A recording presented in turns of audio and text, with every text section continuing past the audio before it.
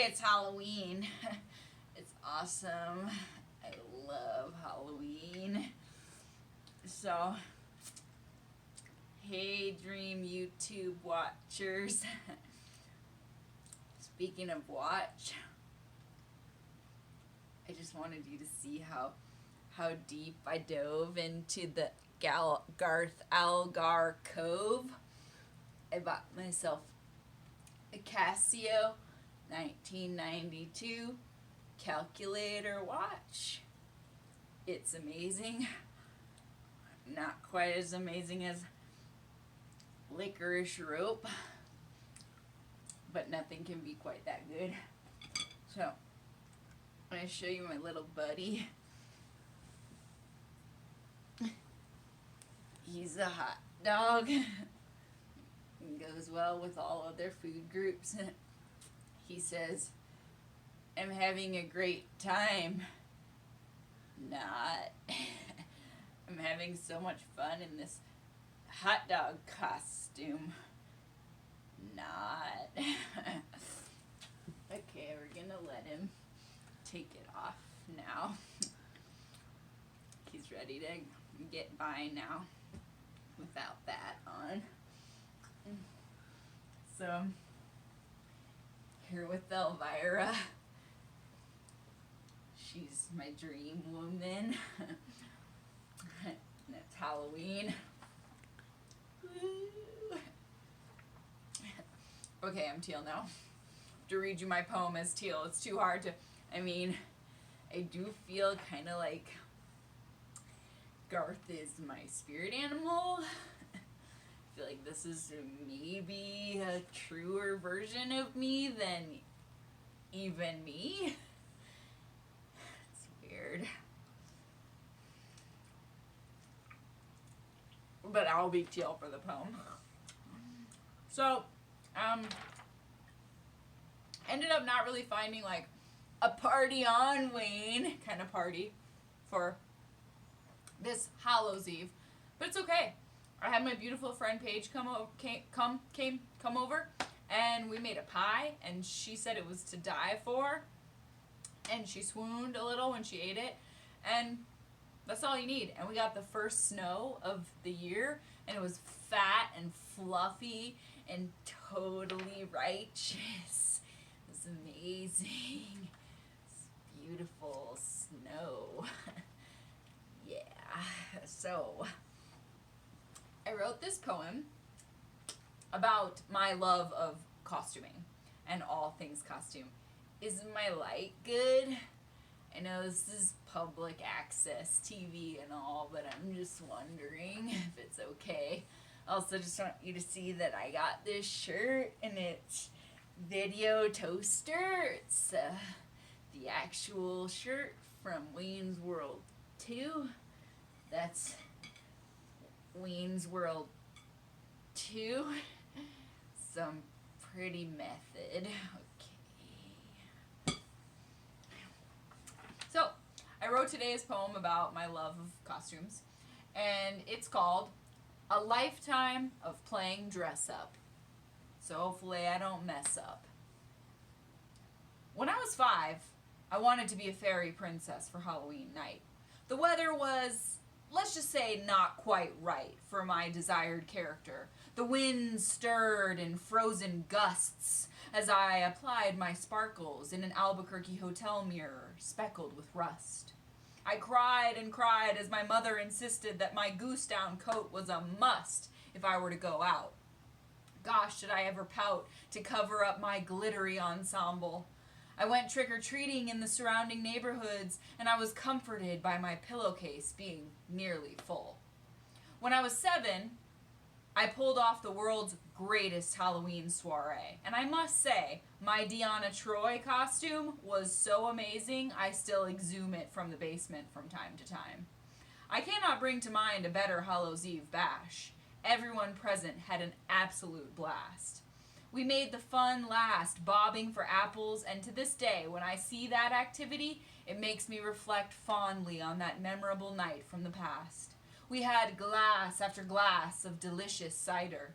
I made party favor bags with spider rings and all manner of spooky kooky things, like fake eyeballs and silly string.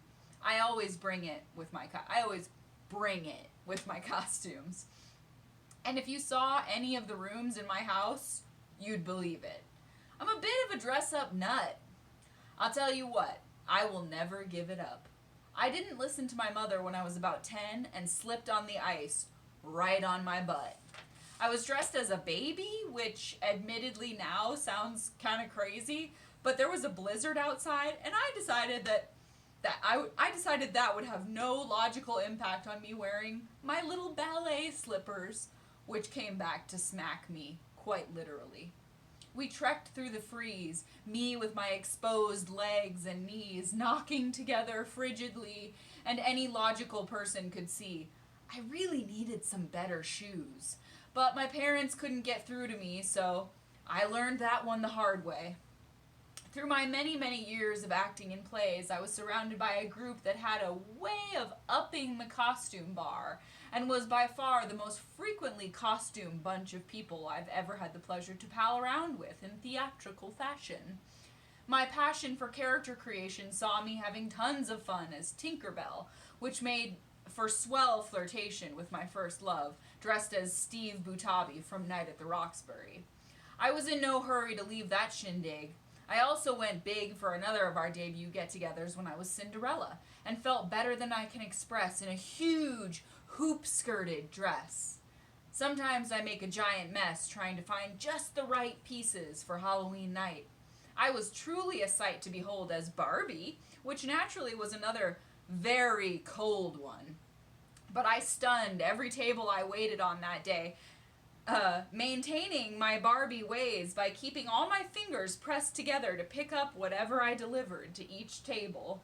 People were unable to keep a straight face as I filled the place with Barbie's high-pitched, enthusiastic voice.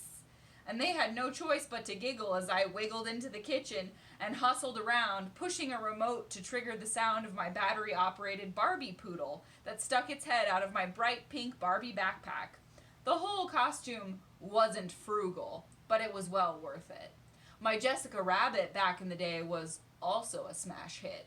I wasn't a bit surprised in 8th grade when my friend and I had our day made by winning best costume at the Halloween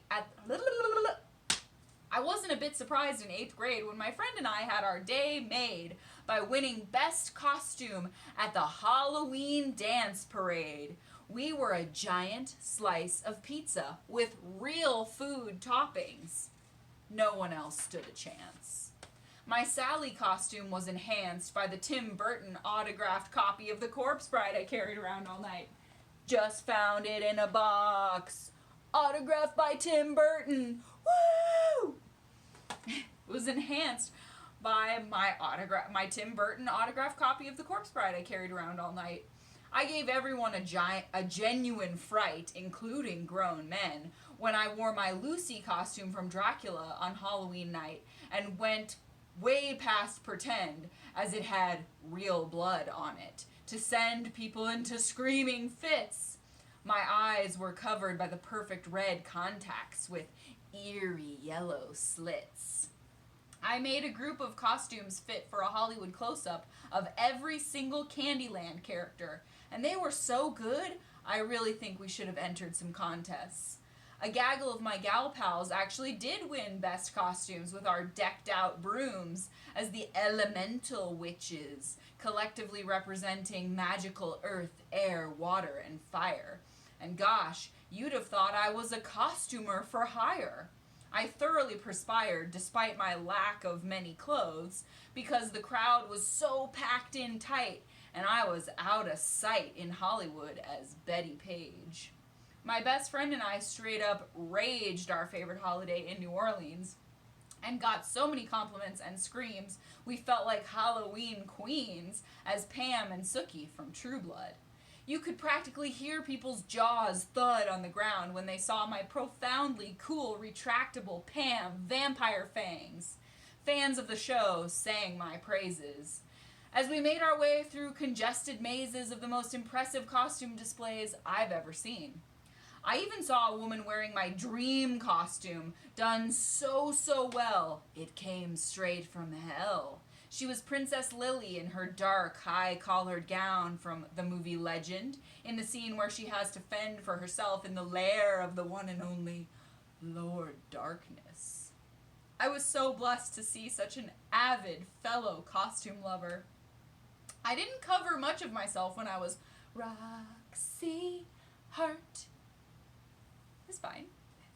When I was Roxy Hart. And I played the part passionately all night long. My tabletop dance of her big number was a song well performed, as my friends swarmed me with love and support. If only expert costuming was a pro sport. It's a bummer. I wore very short lederhosen one year as a yodeler. I sure had some fun with that one, running around with a giant comical sausage as a prop. I'll stop at nothing to bring a character to life and make it memorable. A few years ago, I was Rochelle Goyle, a Monsters High doll, and I was the belle of the ball when I perfected my one-eyed, one-horn, fire pepper people later, complete with a glittering horn and fangs freshly covered in people blood.